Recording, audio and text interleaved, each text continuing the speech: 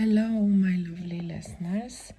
I am so happy to be back. I haven't been on here for some time. I was taking some time off, and time flies so quickly, whatever you want to call it. Is it time? Is it our consciousness? I like the idea of not counting time as such. I like to listen to people who talk about time continuum and the fact that we counting our birthdays or days of the week as a some sort of constraint. So we know that the time has passed, and sometimes the same amount of time just feels like it's been a minute, or sometimes it just feels like it's been forever. This time feels both. I think my last podcast I had recorded was over a month ago, and really so many things happened, and I am still on the path of growing and healing, and sometimes I feel like I am going back to where I was. So it's like, feels like 3 steps forward, 2 steps back. I'm also going through some physical I have a cold, so some physical restraint also. And I have two things that are really pressing, and I really want to talk about those. One, that it goes in my head for some time now, it's about body. And the other one that just struck me just now, and I really want to mention this before I forget. Like I said, those episodes what I'm talking about now, they are very raw, they're very authentic, and they are not being edited in any way. So I was listening to some other podcasters who are very prepared, very organized. They have a team of people who helps them with recording and editing. I don't do anything as such. I know that the quality might not be as great as those other people. So whoever is listening, thank you very much for bearing with me and having patience.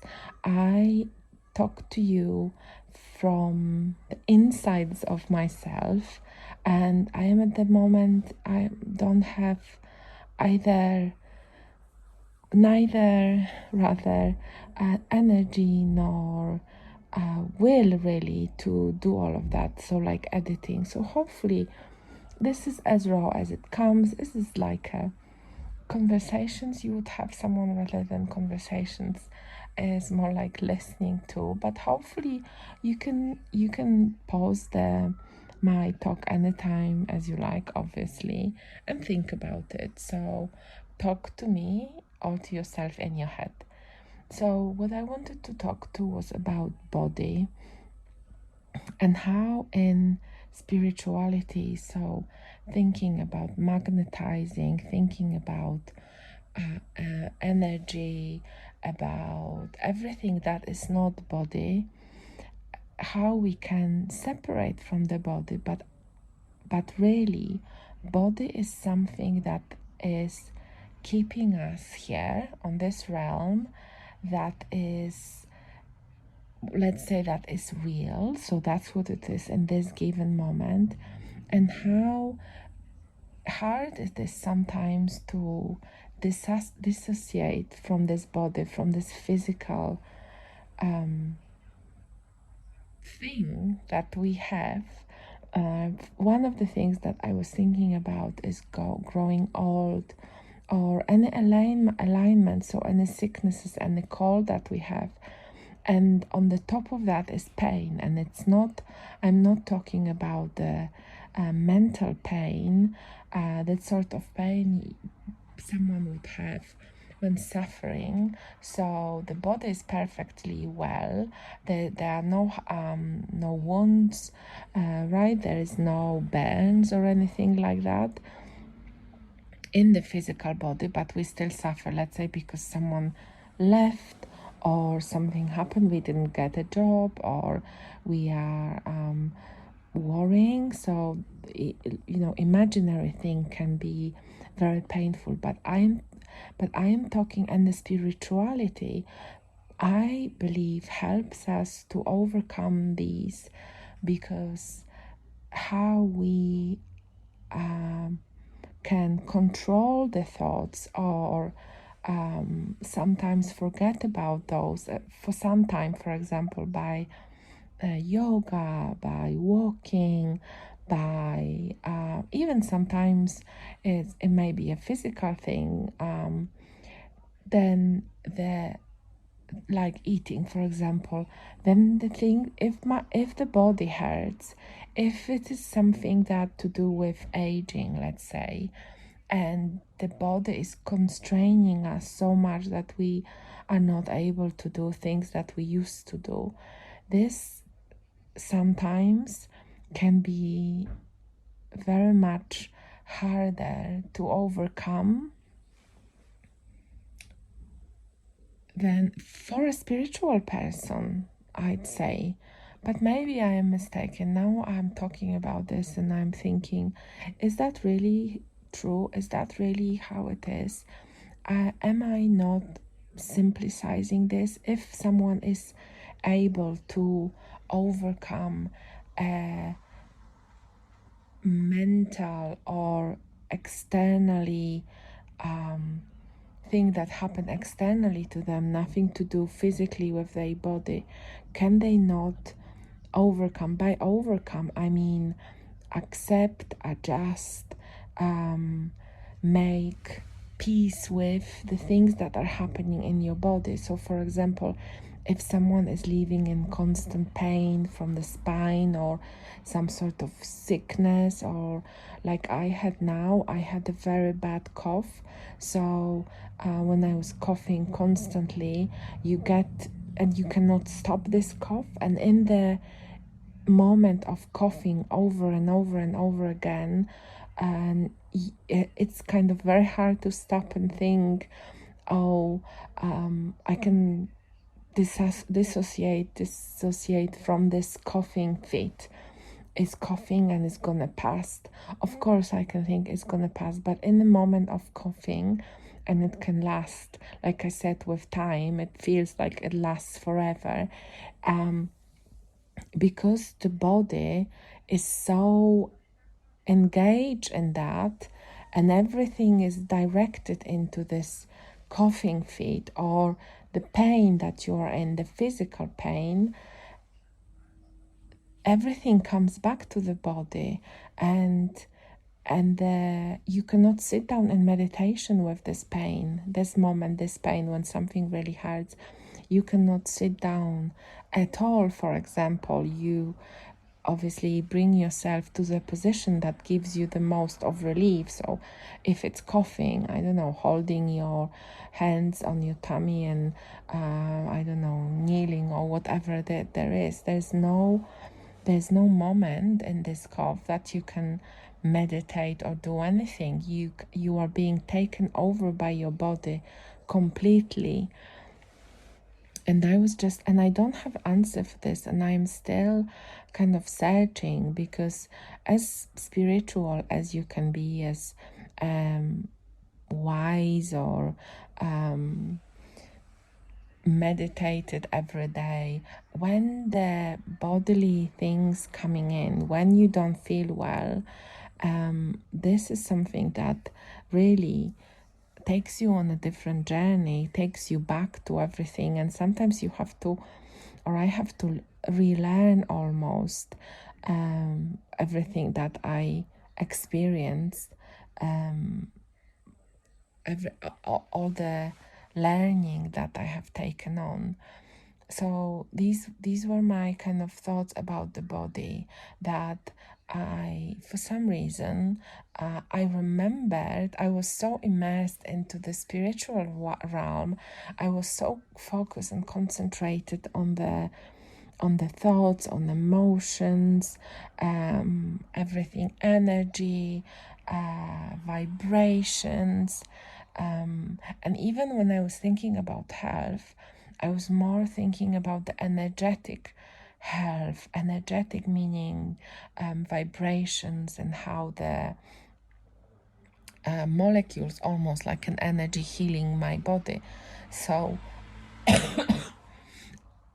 for some reason, I came back to the body this couple of months, and I was definitely thinking about putting this out there and talking about this, about the fact that we want it or not, in this realm, we have this body and we need to work with this body together and the spirit. And sometimes it's easy to forget, and it's easier, it's almost like bypassing to forget the body.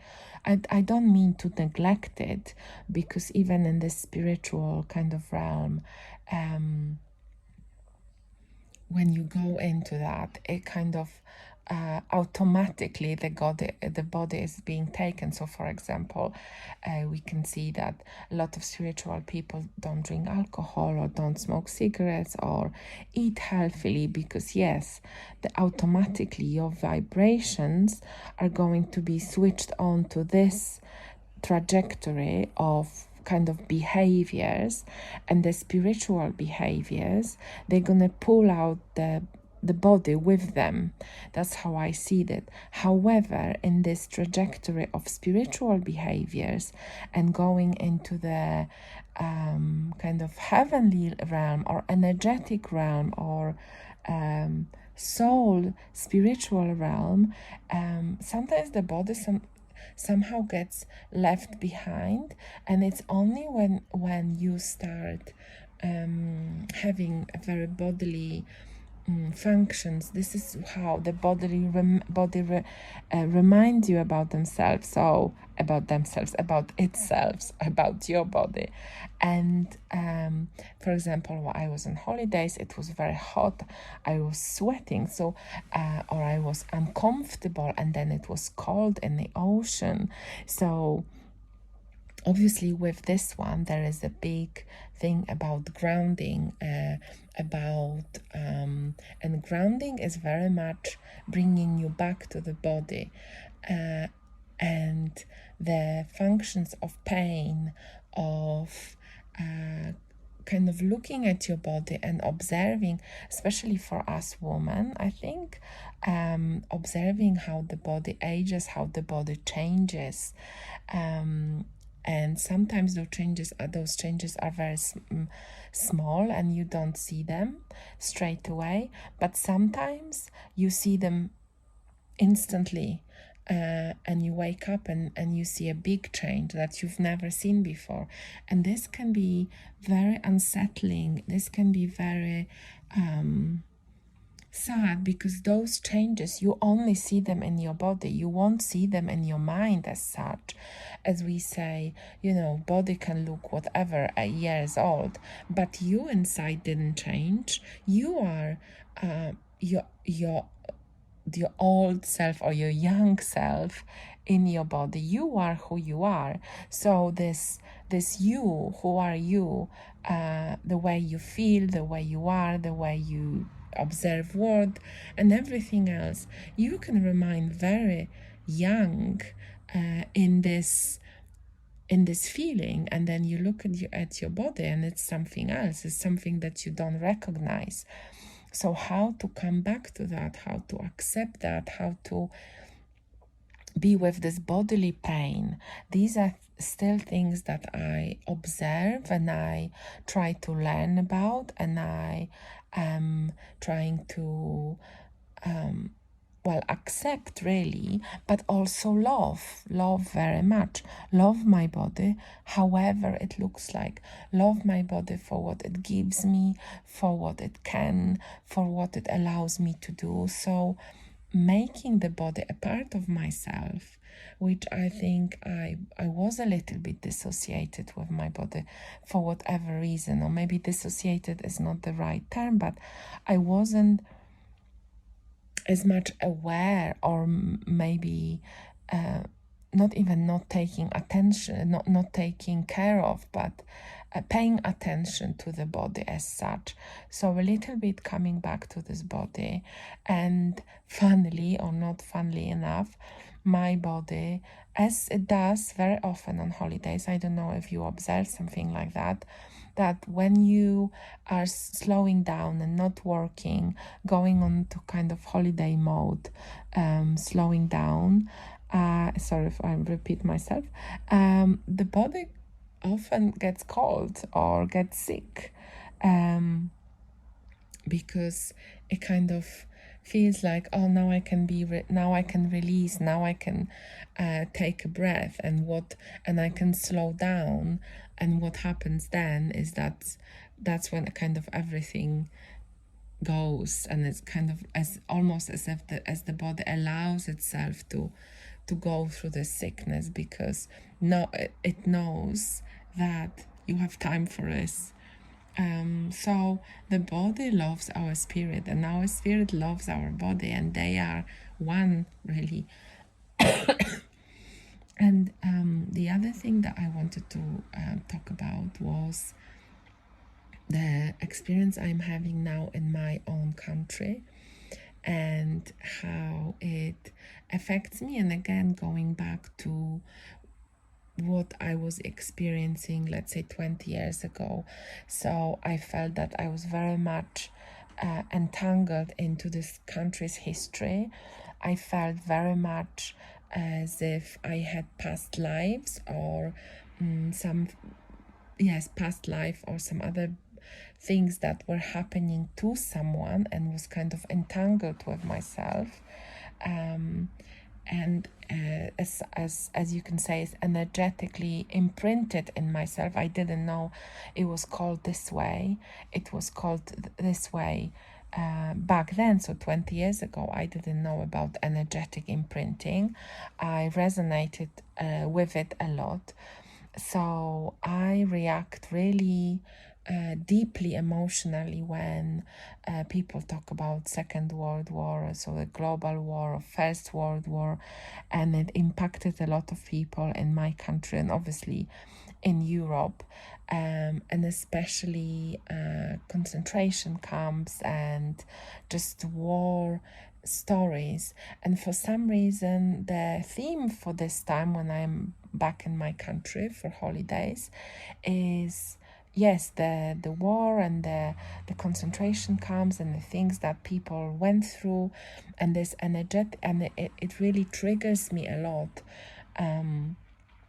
I can just feel that it's either past lives, although that would be quite quickly, so I'd have to quite quickly switch between the lives, but it's kind of still possible. So perhaps a very close past life. I would prefer that it wasn't my past life, that it was actually somebody's energetic imprint on this life, because from what I observe, it does not make such an impact or on anyone that I know. So from the very young age, we were to as a child at school, we had to read the books about World War II, and very often concentration camps, people who've been through, and I know through them, and I know there is loads and loads of amazing stories. I don't remember the exact book that a lot of spiritual people mention. One of them is, for example, a diary of Anne Frank. Anne Frank was a Jewish girl who was hiding for a couple of years, I believe, in an attic in Nazi Austria, with her family, and just those stories, or for example, a story about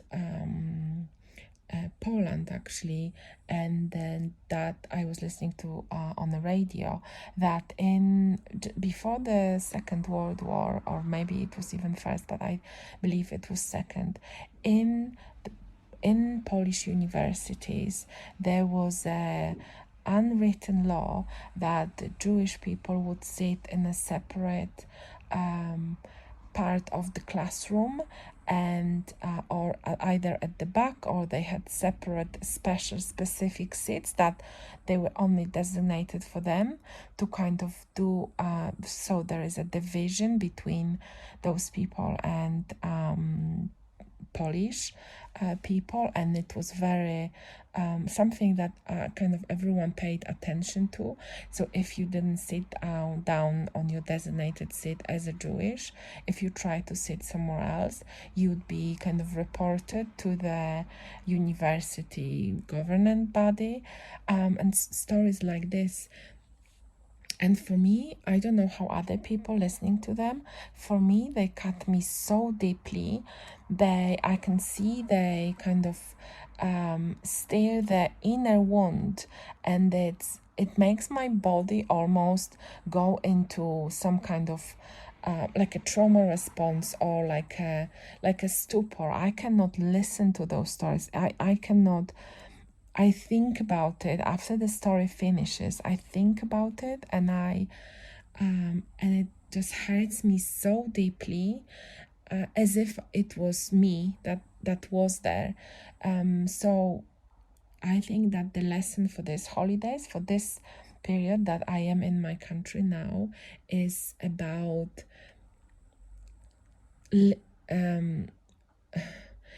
not relieving, but kind of letting it go through me without pushing this away, but also without attaching this, and clearing this with love, with a blue ray and pink ray, which is love and eternal love and peace energy, and just making sure that that those energetical imprints are kind of released, or are released. I don't know exactly what I'm doing. I believe that the universe and everything else around me is guiding me and is letting me know how to do it. I was just listening to a podcast or a YouTuber. She's from Australia, and she was just talking about this exact thing, about releasing those energetical imprints of someone who was murdered or burned alive or something like that during the global war, how she called it. So I thought, this is obviously given to me because this is something that I am working on. And I know, I am 100% sure that this is something that I have to digest, that I have to release, because I've been living with this since I remember.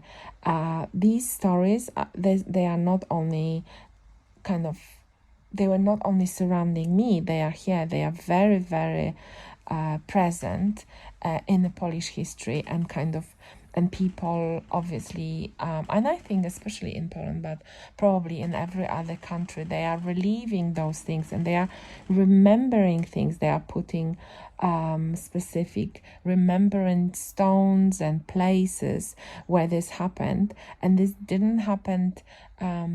It hasn't even been 100 years ago, so it's something very present in the Polish history. The last story, and it comes up for me at this time very often, and I'm sure that's why, because now I am ready to start. I'm not saying I'll finish, but to start to release it lovingly, heal it also. I believe that those imprints, they were made to heal it. There was a very big deep wound in my body done by this, because I am highly empathetic, I am highly sensitive person, so obviously I feel it 100% more than other people. Although yesterday we were driving in the car, and there's one very popular professor and author writer. He writes children's book, but those books are also for adults. He was talking about his dad, and he was talking that his dad used to fight in the army. And I'm not gonna go into a Polish history, but there was like a army in Poland that wasn't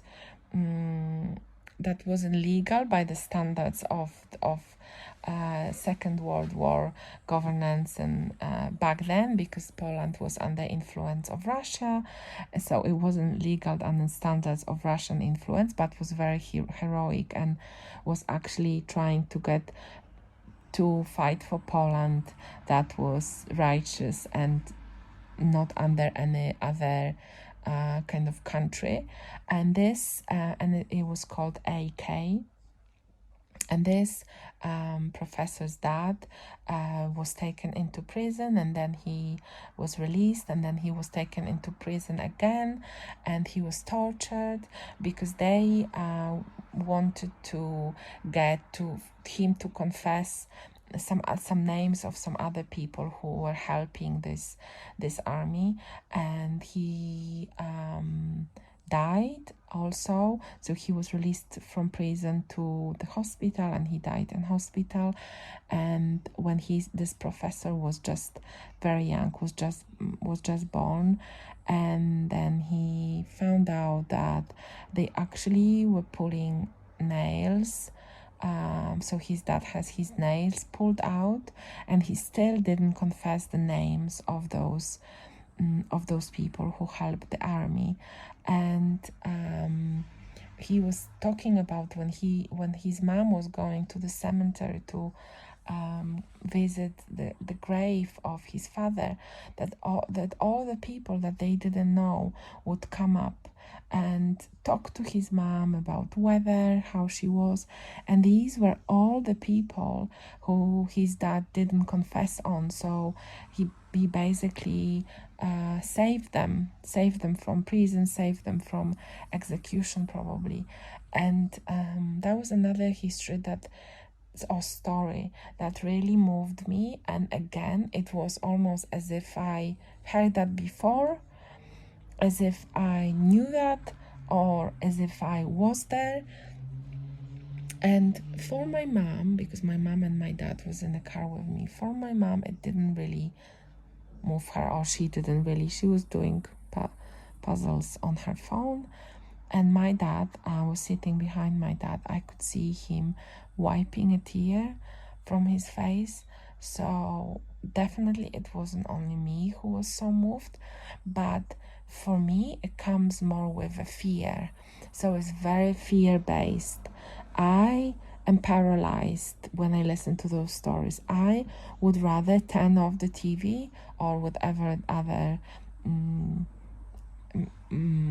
communication means, or radio or whatever it is, than listen to this. I had to take a break. I have to go into nature, like really clean myself, like look at the sky, look at the trees. I think for my dad, he really thought that this person was so heroic, and for him, he has got different kind of experience, but for him it was so moving. And for me, it's very much fear-based. So this is the kind of imprint. When I finish this podcast, I am going to listen to the podcast that I'm listening now, and try and find some ways of clearing this, and to think about it differently, to kind of let it go, but without bypassing, because I think that until now I just closed it somewhere in my mind, in my body. And frankly, I think this was one of the reasons I left my country, because those memories, they are in the air, they are in this country energies, and me, as being this sensitive antenna that I am, like super sensitive, I am so tuned in that I would pick up everything. So for me, it was just to save myself from picking this up constantly. I had to move away. I think that was definitely just one of the things. So so yes, I think this is fine for today. Thank you very much for listening, and sorry for my cough, and I hope I speak to you soon. Thank you. Bye.